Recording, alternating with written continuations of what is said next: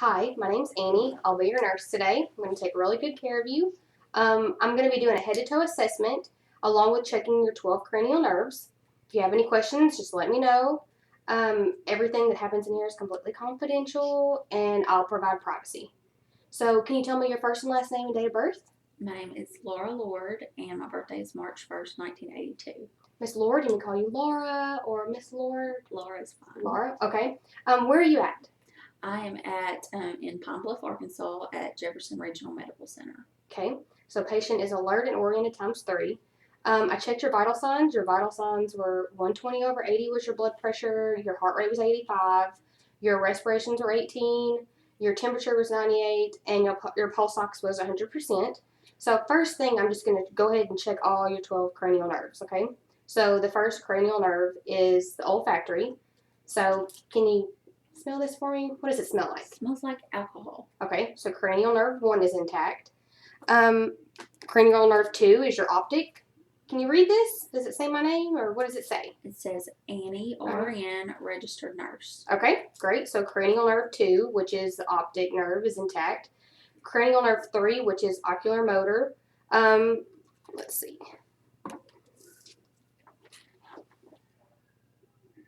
Okay, pupils are equally round and reactive to light and accommodation. Can you follow this for me? Okay, so cranial nerves 3, 4, and 6.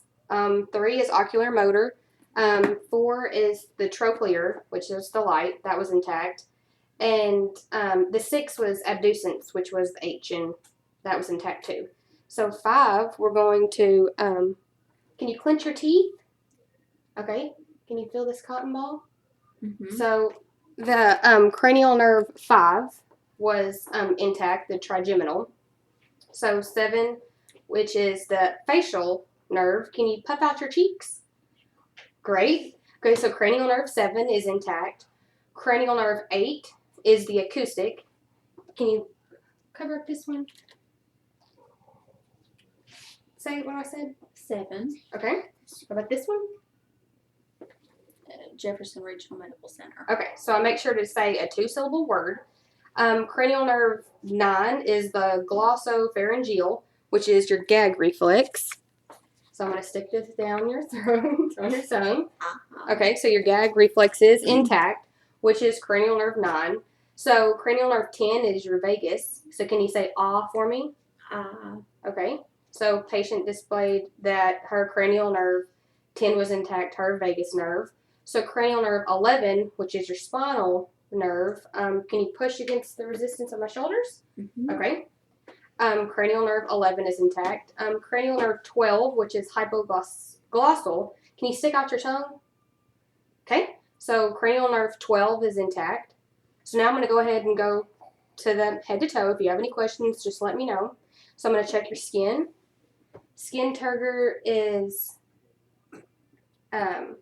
elastic, no lesions, no clubbing of the fingernails.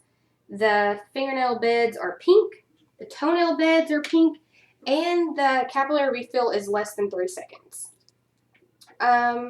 So we're going to go to your head. Your head is normal cephalic. No lesions on your scalp. Hair is evenly distributed. Your facial features are symmetrical. Your eyelashes are evenly distributed. Your ears, nose, eyes, mouth is all evenly distributed, so it's all symmetrical.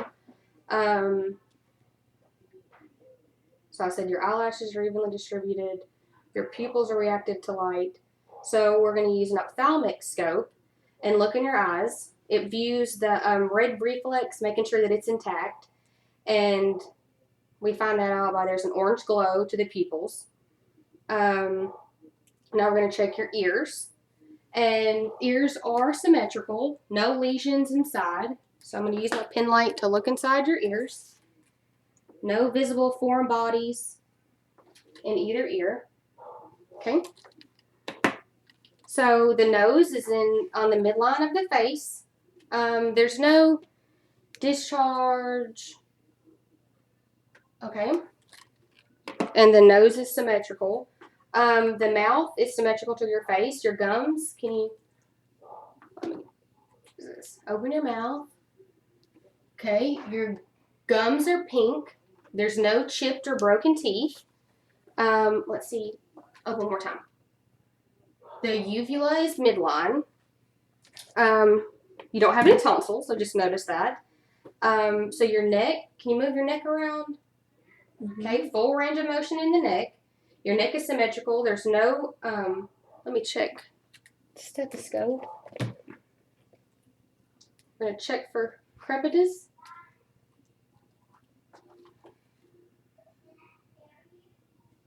Okay, so there's no bruise. We're going to check the carotid. We're only going to check it one at a time, just because you can't occlude one.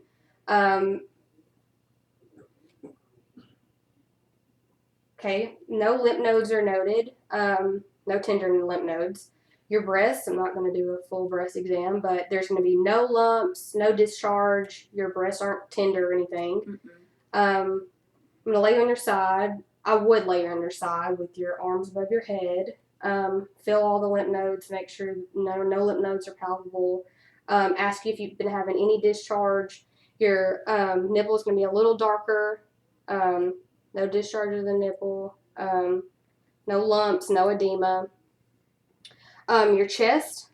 I'm going to check for no barreling of the chest. No pulsations. Check your breath sounds. And a couple places to listen to your heart. When I start to listen to your heart, there's like at least 5 different landmarks. The aortic, pulmonic, herbs, tricuspid, and mitral.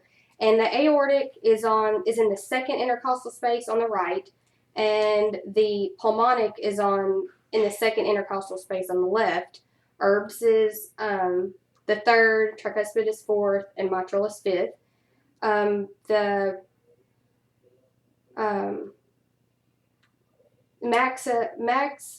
maximum point of intensity. That's a good place to listen for. So I did my landmarks. The S2 is going to be more accentuated in the aortic and the pulmonic valve, and the S1 is going to be more accentuated in the tricuspid and the mitral valve.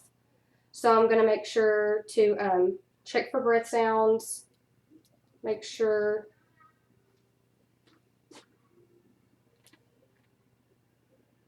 breathe in and out, deep breath, in and out, deep breath, and again, again.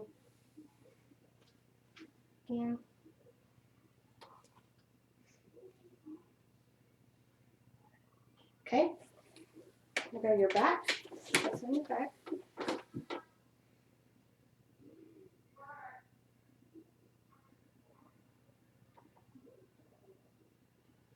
So all your lung sounds are audible with no wheezing. So I'm just going to percuss. And no dull sounds. You're not tender anywhere. So we have bilateral breath sounds, no adventitious breath sounds upon auscultation. And I think that's it. No murmurs.